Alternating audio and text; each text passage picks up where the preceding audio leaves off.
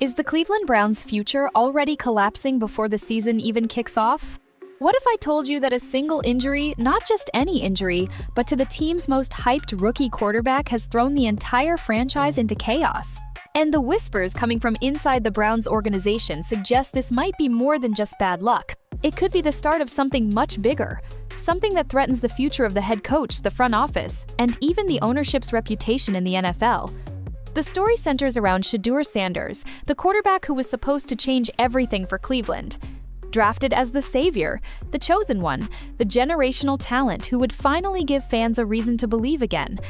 But instead of headlines about his dazzling play, we're talking about an oblique injury that has the team spinning out of control. Now, you might be thinking, okay, injuries happen, right? That's part of football. And you'd be right, except this isn't just another rolled ankle or sore shoulder. This is an oblique injury, one of the worst possible setbacks for a quarterback who relies on core strength, torque, and precision throwing. It's the kind of injury that doesn't just disappear in a couple of days. It lingers, it nags, and it can derail momentum in an instant. But here's the twist. The injury itself isn't even the most shocking part of this story. No, the real drama comes from how this entire situation is being handled, or maybe I should say, mismanaged by the Browns coaching staff and front office. Because while Kevin Stefanski is out here smiling at press conferences, calmly telling reporters it's day-to-day and nothing to worry about, the truth behind closed doors is far different. Ownership is fuming, the whispers are growing louder, and there's a storm brewing in Cleveland that could change everything. You see, when a rookie quarterback goes down, especially one with the hype and expectations surrounding Shedeur Sanders, every decision matters. Every rep he misses in training camp is a lost opportunity to develop chemistry with his receivers, to understand the playbook under live pressure, to show he can take the reins of an NFL offense. But instead of handling the situation with caution and clarity, reports suggest that Sanders was pushed through pain, allowed to practice even after feeling discomfort, until it reached a point where he had to shut it down completely.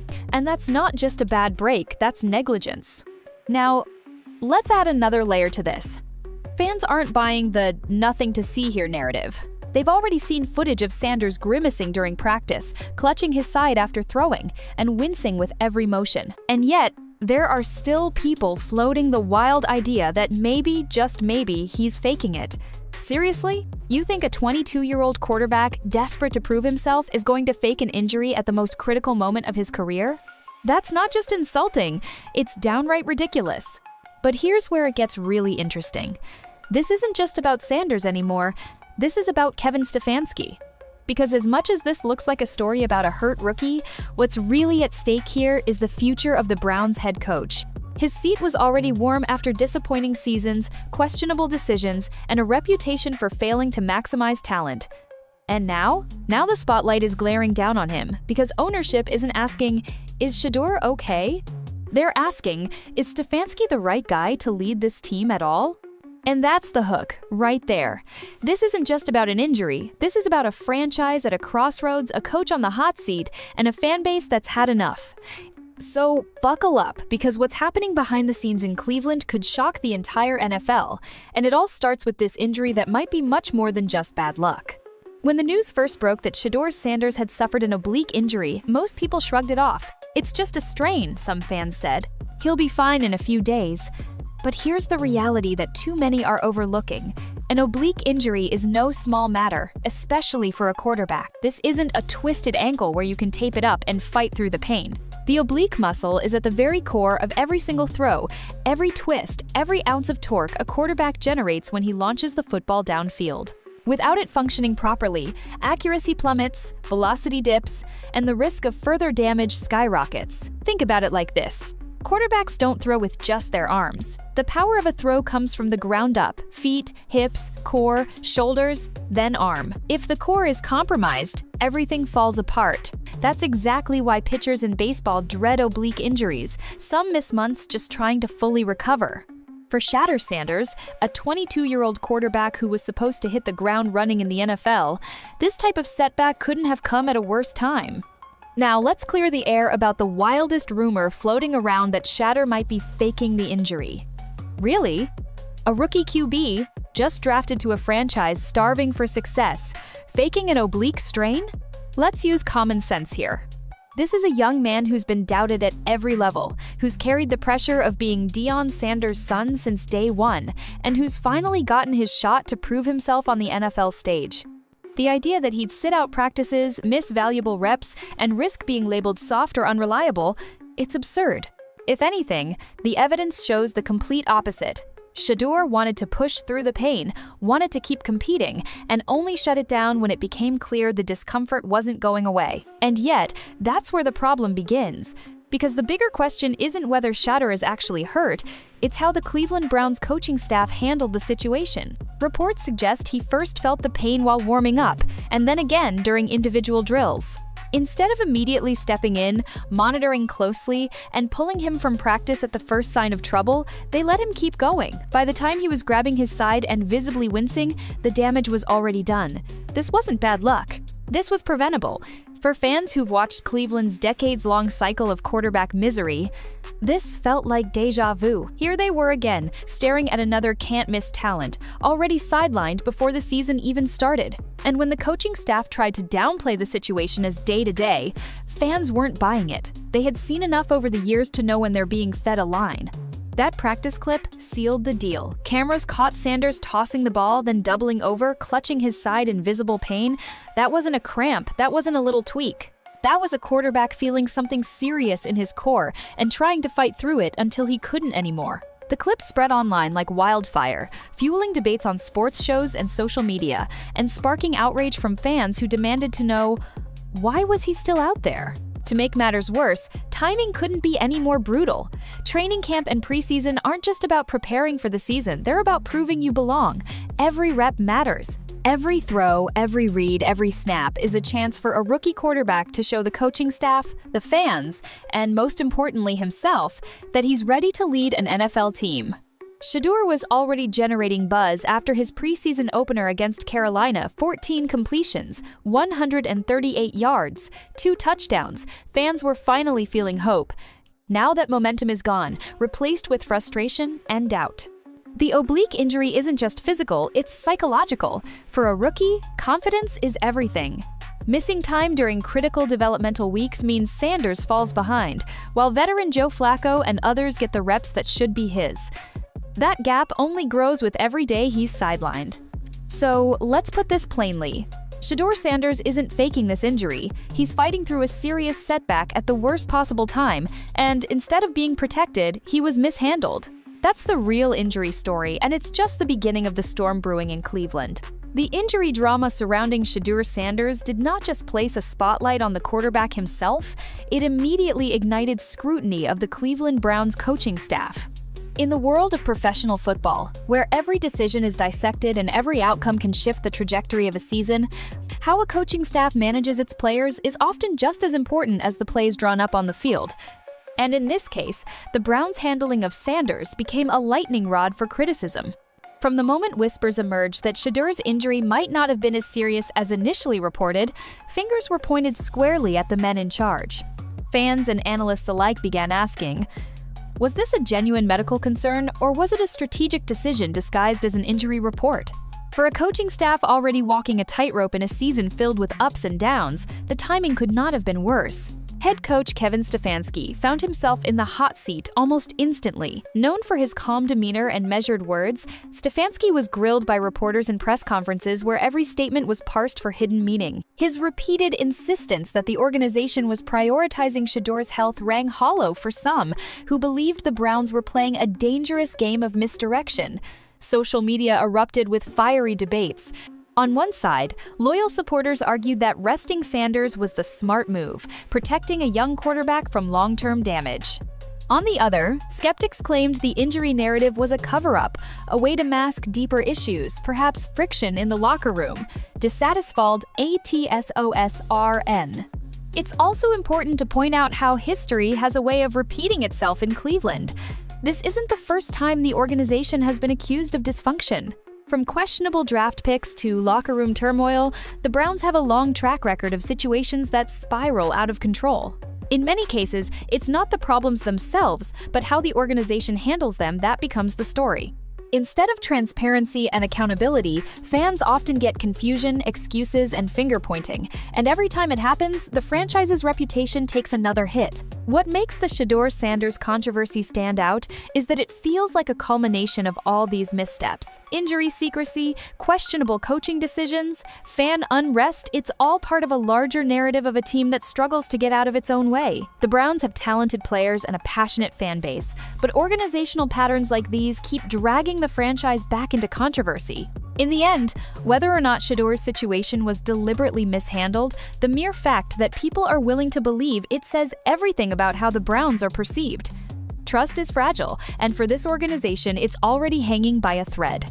Unless the team starts breaking free from its cycle of mismanagement through honesty, stability, and a renewed focus on player well-being, the Browns will continue to find themselves in the headlines for all the wrong reasons. If there is one undeniable truth in professional sports, it's that ownership only stays quiet for so long. Coaches and general managers may operate under the assumption that they have full control, but the men and women who sign the checks, the owners ultimately hold the real power. And in Cleveland, ownership's patience is being tested in ways it hasn't been in years. The alleged mishandling of Shedeur-Sanders' injury has not just created waves in the locker room and angered the fan base. It has reportedly reached the very top of the organization, creating a storm inside the ownership suite. The Browns' ownership group has long been known for its volatility. While they've tried in recent years to project stability, behind closed doors, sources suggest their frustration is mounting. For an ownership team that has invested hundreds of millions into players, facilities, and media narratives, the idea that a potential franchise quarterback could have his development stunted or worse, seeing his reputation tarnished by questionable coaching decisions is a nightmare. Ownership doesn't just see this as a football problem, they see it as a brand problem, a credibility problem, and a financial liability. Fans often forget that NFL franchises are billion-dollar businesses. Ticket sales, TV ratings, merchandise, and sponsorships all hinge on the team's ability to deliver excitement and results.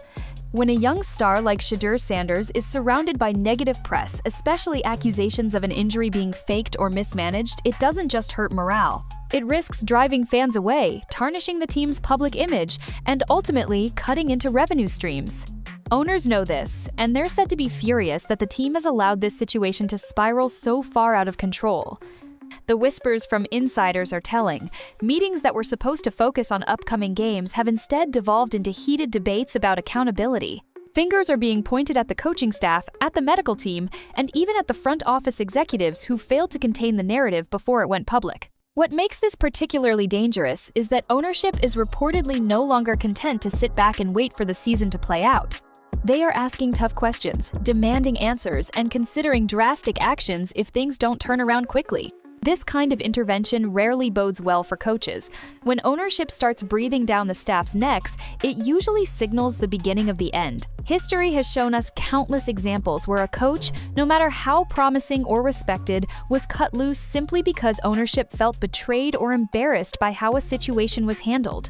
The Browns' leadership is already under intense scrutiny, and this latest controversy may be the final straw.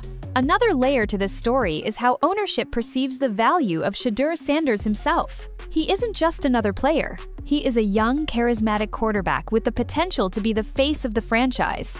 He brings with him not just athletic promise, but also the marketability that ownership craves. In a league where star quarterbacks drive the narrative, ticket sales, and national exposure, allowing his trajectory to be derailed is seen as nothing short of organizational malpractice. Owners are keenly aware of this, and they will not tolerate further risk to their prized asset. The anger, according to reports, is boiling over.